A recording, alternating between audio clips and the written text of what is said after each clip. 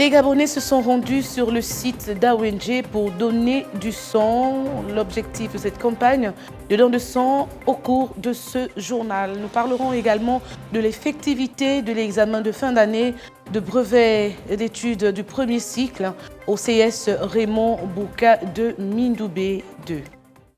Mesdames et messieurs, chers téléspectateurs, bonsoir. En début de ce journal, nous parlons de la campagne de don de sang et voilà, les Gabonais se sont rendus massivement sur le site d'AONG en face du rond-point pour donner du sang. L'objectif de cette campagne de don de sang avec un expert dans ce reportage, les images, Floris Mapango, Chris Daniel, Obian Gimba. Reportage. Donner du sang, c'est sauver des vies. Ici, sur le site d'AONG, en face de la station, une partie du personnel du Centre national de transfusion sanguine s'est installée depuis 2 semaines pour recevoir les donneurs de sang. L'objectif de cette opération est décliné par un spécialiste. L'objectif ici, c'est de répondre à la forte demande de poche auprès des structures sanitaires. Il est mieux de prévoir. Si nous avons un stock conséquent, nous pouvons répondre aux besoins des malades. Ici, il faut comprendre que si nous faisons don de sang, c'est pour, n'est-ce pas, disponibiliser les poches auprès de tous ceux qui n'en ont pas, tous ceux qui en ont besoin. Les personnes reconnues médicalement aptes au don par un médecin, âgés de 18 à 110 ans, puis pesant au moins 50 kg, peuvent donner leur sang. Ainsi, une stratégie des équipes déployées sur le terrain est mise en place pour une meilleure organisation. Nous sommes ici, il y a 2 équipes. Il y a l'équipe de collecte et l'équipe de communication. Nous venons et nous nous déployons sur le terrain. Nous allons vers les personnes qui sont aptes et disposées à bien faire leur don. Voilà, tous ceux qui sont sensibles au sujet viennent tranquillement faire leur don. Voilà. Je veux m'adresser à toutes ces personnes qui pensent que le don de sang, c'est une histoire d'autrui. Aujourd'hui, on peut être un donneur, mais demain un receveur. Aujourd'hui, on ne peut pas être disposé à faire le don. Mais il peut y arriver également que nous soyons dans une situation où nous avons besoin du sang. S'il n'y a pas un sang disponible au CNTS, comment pouvons-nous répondre à cette demande? Raison pour laquelle, n'attendons pas à avoir un parent, un frère, un ami malade. Venons faire notre don bénévolement au CNTS. Un des donneurs de sang se dit satisfait de sauver les vies à travers ce geste. Je trouve cela d'une grande utilité. Donner le sang, c'est vraiment quelque chose de très important et utile encore pour la nation. Parce qu'actuellement, on peut s'en rendre compte que nombreux sont les personnes qui viennent à perdre de vie par manque de sang, surtout lorsque la demande n'est pas exécutée à temps. Cette opération de donneur de sang qui a commencé il y a pratiquement 2 semaines est toujours en attente des donneurs. Alors, aux uns et aux autres d'emboîter le pas afin de sauver les vies. À présent, quelques témoignages de certains qui apprécient cette initiative qui consiste effectivement à sauver des vies. Nous restons toujours avec Floris Mapango et Chris Daniel Obian Gimba pour les images. Reportage. Elles sont nombreuses, ces personnes qui perdent la vie chaque jour dans les structures hospitalières suite au manque de sang. Trouver un donneur volontaire demeure une équation difficile.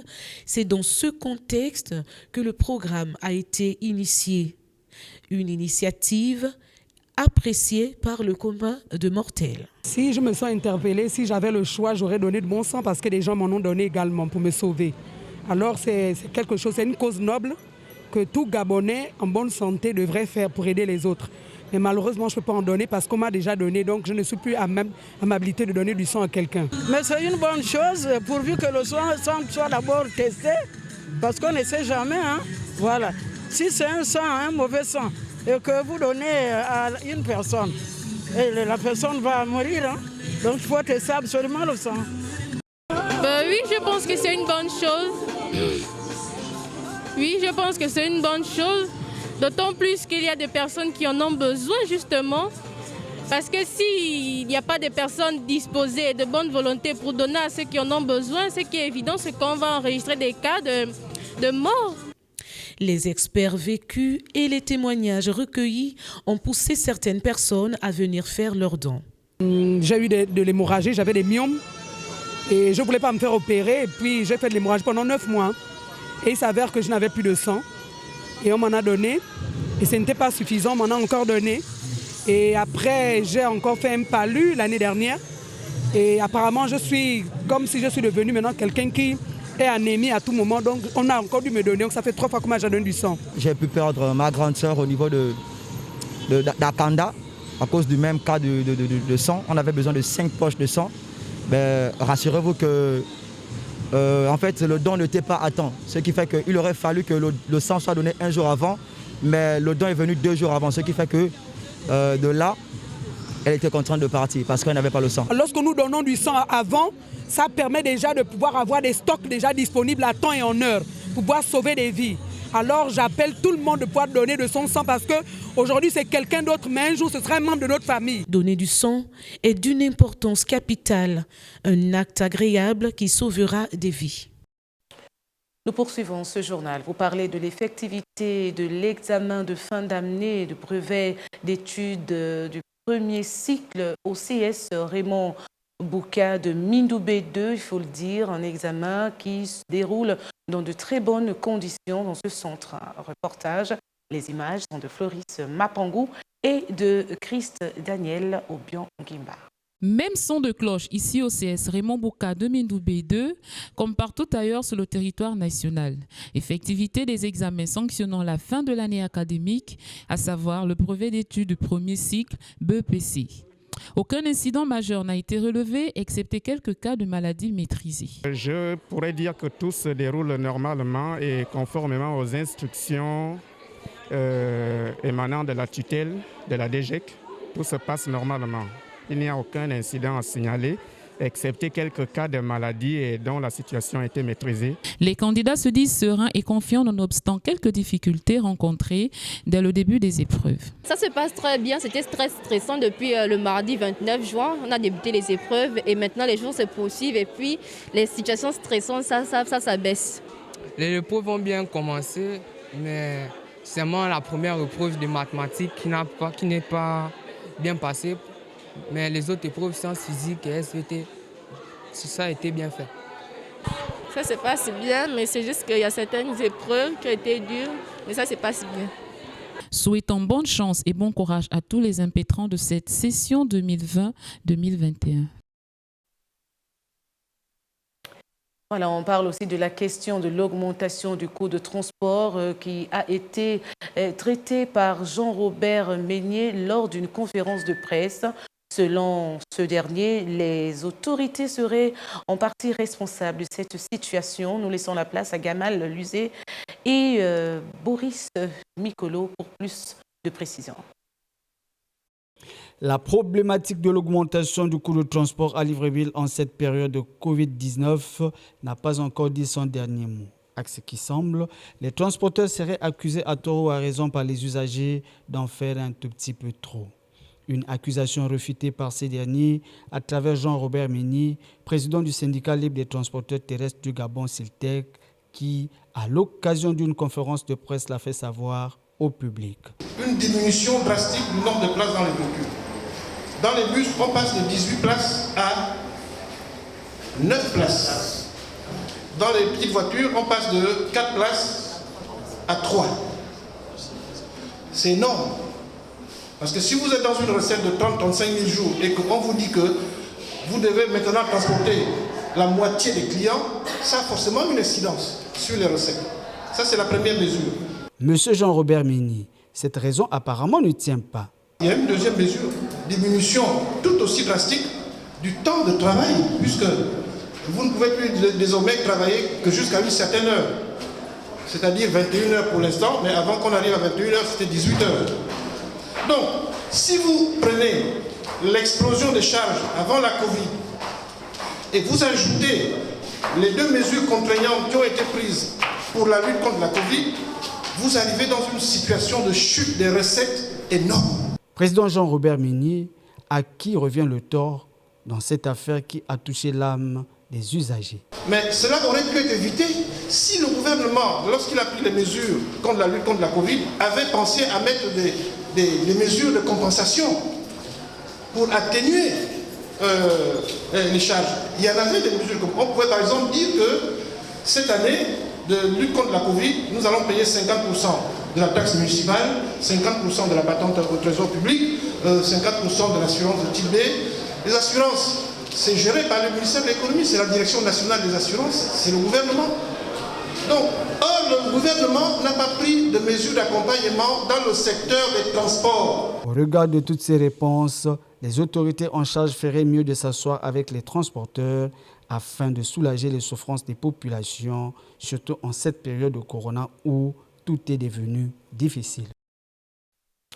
Voilà, le président du Siltec, Jean-Robert Meignier, nous explique ici à l'occasion l'origine de la tarification du coût de transport à 100 francs CFA. Il est d'ailleurs au micro de Gamal Luzé et de Boris Mikolo. Cette question est liée à une hausse exponentielle des charges de transport aujourd'hui. Souvenez-vous déjà qu'avant l'arrivée de la Covid, nous avions déjà cette situation explosive des charges. Le prix de 100 francs de trajet a été fixé en 1976 sur la base d'un calcul simple. À raison de 376 000, les frais généraux qu'il fallait dépenser à l'époque pour la charge, on avait calculé que 1 km de transport coûte 25 francs. Et on avait calculé 4 km maximal dans le Libreville de l'époque. L'affaire allait de l'ancienne gare routière, enfin de la gare routière qui n'était pas ancienne à l'époque, à Likwala. En dehors de gare routière aéroport, gare routière Mélène, gare routière au Vendo qui avait été fixé à 500 francs. Donc voilà la base de calcul. 25 francs le kilomètre de transport sur une distance maximale de 4 km. Voilà l'histoire de 100 francs. Là, en 1976, il fallait dépenser 376 000 pour mettre en exploitation un véhicule. Aujourd'hui, vous dépensez 3,5 millions pour mettre en exploitation le même véhicule.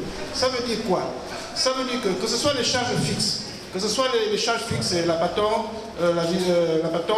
la taxe municipale, la visite technique, l'expertise, le certificat médical pour l'activité de transport, l'assurance de type D. Il y a les charges variables, c'est les lubrifiants, le carburant et toutes ces choses-là. Ça, c'est les charges légales, fixes et variables. Mais il faut ajouter les charges illégales, les tracasseries, parce que c'est une charge puisque c'est une sortie d'argent.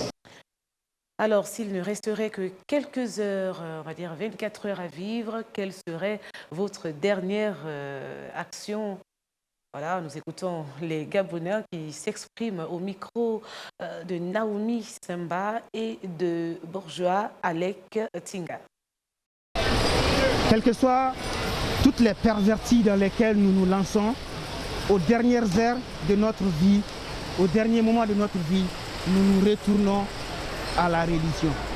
Quelle que soit notre religion, nous nous retournons à Dieu. S'il me restait 24 heures à vivre, la dernière chose que je vais faire, c'est demander pardon à tout le monde et aller regarder la Kaaba, à la Mecque. La dernière action que je peux faire sur terre, c'est de demander à Dieu tous mes péchés que j'ai faits. Rien qu'à Dieu qu'il me pardonne par rapport à tout ce que j'ai fait de négatif, quoi. Là, je peux partir sans problème. Priez pour ceux qui m'ont dévancé, priez pour moi et priez pour ceux qui viendront aussi après moi. Je suis appelé au secours, mon Dieu, pour venir me sauver, que je ne puisse pas mourir, quoi, parce que je dois appeler mon Seigneur au secours à mon Dieu. C'est pas, même tous les péchés que j'ai dit, que j'ai fait ou quoi, il faut que je confesse ou même je puisse tout avouer, quoi. En tant qu'enfant de Dieu, parce que forcément, on doit mourir. Vous comprenez? On doit mourir. Tout le monde voit le ciel, non? On parle du ciel par quel moyen? C'est après la mort. Si on me dit aujourd'hui que 24 heures, je vais partir, je suis d'accord. C'est d'aller à l'église, prier mon Dieu, le remercier. Et puis, être là, rester confiante. Non, je vais prier. Je vais prier, c'est tout. Jeune homme, réjouis-toi de ta jeunesse, mais souviens-toi, on va dire, livre ton cœur à la joie pendant les jours de ta jeunesse. Marche dans les voies de ton cœur et selon les regards de tes yeux, mais sache que pour tout cela, Dieu t'appellera en jugement. C'est ce que nous dit d'ailleurs Ecclésiaste 11 au verset 9. Mesdames et messieurs, c'est la fin de cette principale édition d'information de 20h30. Merci à l'équipe technique. Voilà. Avant de nous séparer, je me fais le plaisir de vous rappeler les titres de ce journal. Nous avons parlé des Gabonais qui se sont rendus sur le site d'AONG pour donner du sang. L'objectif de cette campagne de don de sang a été relevé, on va dire, au cours de ce journal-là. Et puis, l'effectivité de l'examen de fin d'année de brevet d'études du premier cycle au CS Raymond Bouka. Ce journal a été réalisé par l'ensemble de la rédaction de TDR, supervisé par Alec Bourgeois-Tinga. Mesdames et messieurs, j'aurai le plaisir de vous retrouver demain. Au revoir.